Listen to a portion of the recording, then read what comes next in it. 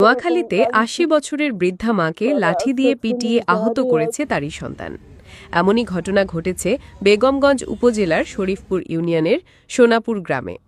গতকাল শুক্রবার সকাল 10:30টার দিকে এমন ঘটনা ঘটে।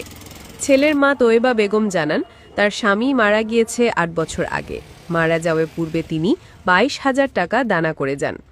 সেই দানা পরিশোধ করার জন্য তিনি 2 ডিসিমেল জায়গা বিক্রি করতে চাওয়ায় তার সন্তান শামীম ও স্ত্রী সন্তানসহ তার উপর হামলা করে তাকে লাঠি দিয়ে বেধড়ক মারধর করে।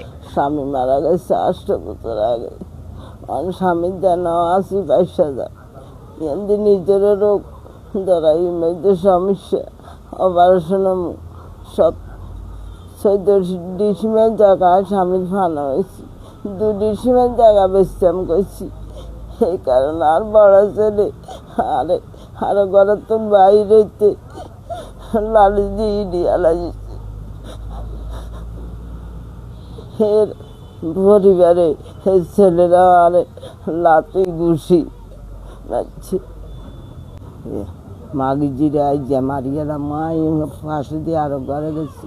আই কইতে মাইতার না আর যেন মারি মাই গতন হেতা গতন বাড়ি কাজ দিছি আর দিছে আরে লাড়ি দিয়ে ঘুরে বাড়ি।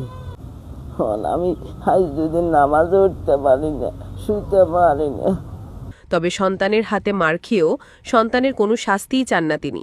না আর কোনো বিচার নেই, হেতার বিচার কেউ করতে পারে না। হেতা আমলি করে বুঝিনি। ওই জায়গা কিরণ সাহেব আছে না, কিরণ সাহেবের চাকরি করে, আমলি করে বাড়ির সবাই লোকে বেজাল করে, কারণে মানে না, দেশেরও কারণে মানে না। Desk report, Noakhali news.